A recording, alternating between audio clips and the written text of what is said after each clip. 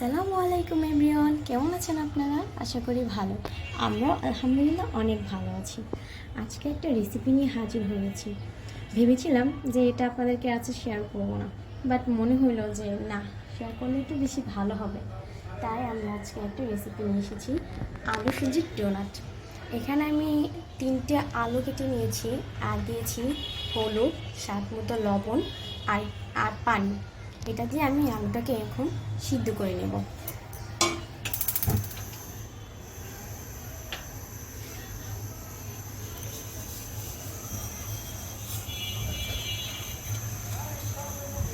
আমি এটাকে একটু ঢেকে দিচ্ছি।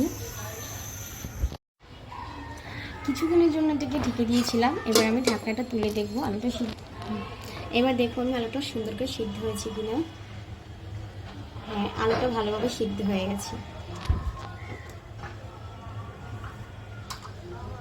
এবার আমি এর ভিতরে দিয়ে দেবো হাফ কাপ সুজি।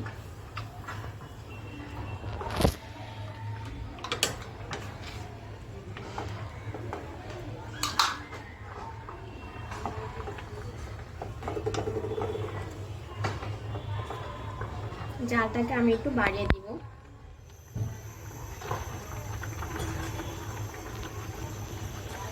আর এটা আমি পানির ভিতরে দিয়ে দিচ্ছি কারণ সুজিটা সিদ্ধ হতে থাকবে আর এদিকে আমার পানিটাও টেনে যাবে, সব কিছু একসাথে আস্তে আস্তে হয়ে যাবে।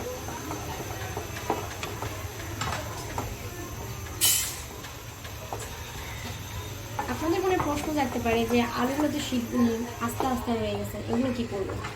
হ্যাঁ, এটা আমি খুব ভালোভাবে এভাবে ছেঁচে ছেঁচে ম্যাশ করে ফেলবো। দেখবেন এটা যেন কোনো দানা দানা না থাকে, তাহলে নাস্তাটা অনেক বেশি ভালো লাগবে না।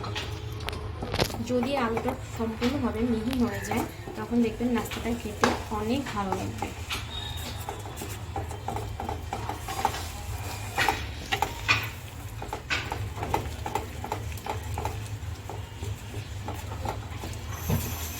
আমি আবার একটু চুলার আঁচটা বাড়িয়ে দিলাম।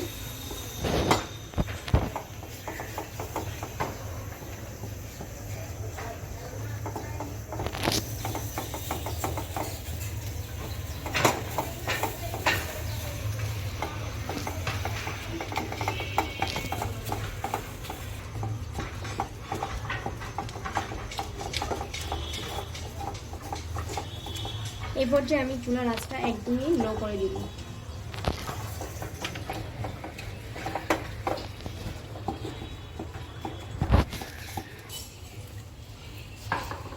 যখন দেখবেন সুজি আর আলু ভালোভাবে ম্যাশ হয়ে গেছে আর কড়ার ছাড় দিয়ে লেগে লেগে যাচ্ছে, তখন বুঝতে হবে এটা হয়ে গেছে। এখন আমি চুলাটা বন্ধ করে দেব। এবার আমি এটাকে একটা পাক কিছুতে ঢেলে নেব।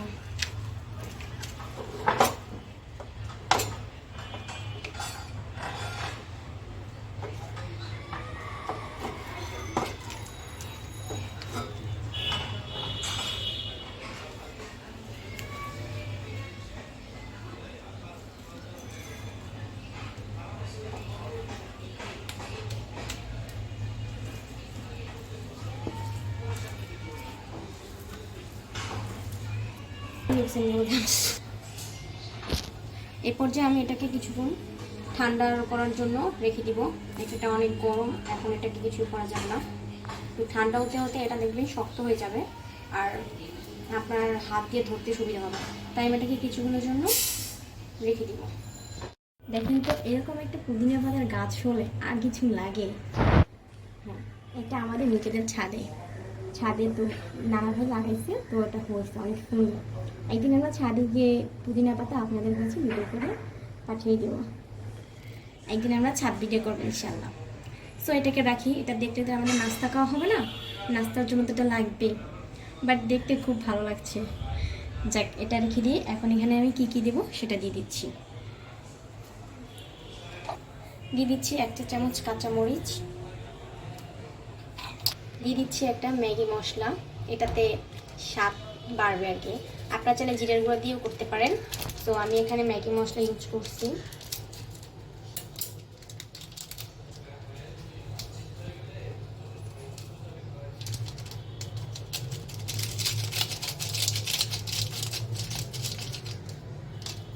দিচ্ছি 2 চা চামচ কর্নফ্লাওয়ার,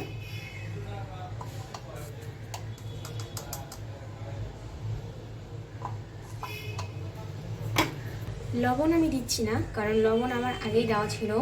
আমি এটা একবার টেস্ট করে দেখেছি, লবণটা ঠিক আছে, এই জন্য আমি এখানে লবণটা দিব না। আর হাতে একটু তেল মাখিয়ে নিচ্ছি যাতে আমার এটা হাতে লেগে না যায়।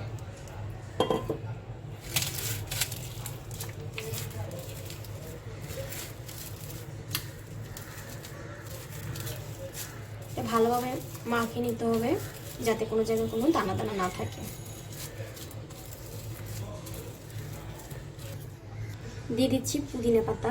বলতে পারেন যে হ্যাঁ, পুদিনা পাতা সবার লাস্টে কেন দিয়েছি, এটা আমার আসলে ইচ্ছা ছিল যে লাস্টে দিলে নাকি অনেক সুন্দর ঘ্রাণ থাকে তাই।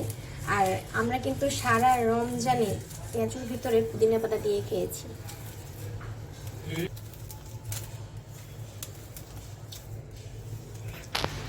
পুদিনা পাতাটা একটু আস্তে আস্তে দিয়েছি যাতে ঘ্রাণটা থাকে, কুচাই দিলে না ঘ্রাণটা চলে যায় আস্তে আস্তে। আর আমি এখন হাতে একটু তেল মাখিয়ে নেব।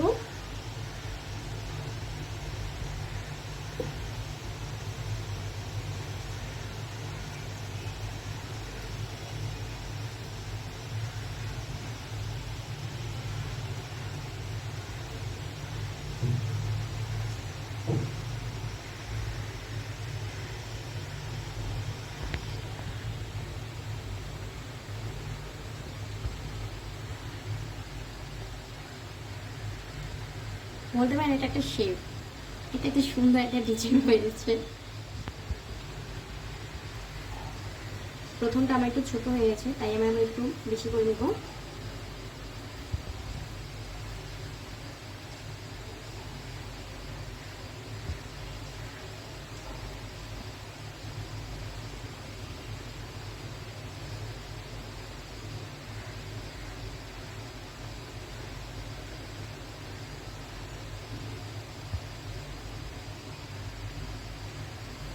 এভাবে আমি সবগুলোকে বানিয়ে নেব।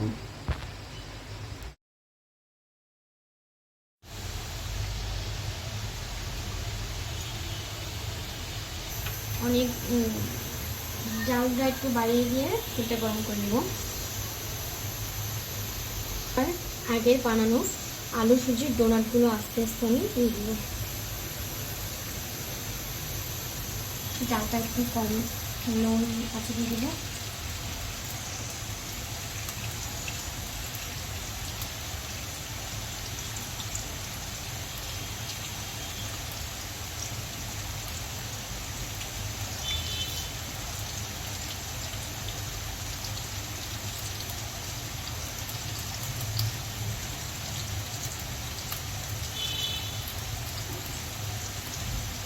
এটাকে ভাজতে হবে মিডিয়াম আঁচে, যাতে বেশি বেশি আঁচ বাড়াই দিলে পুড়ে যাবে আর কম দিলে ভিতরে তেল ঢুকে যাবে।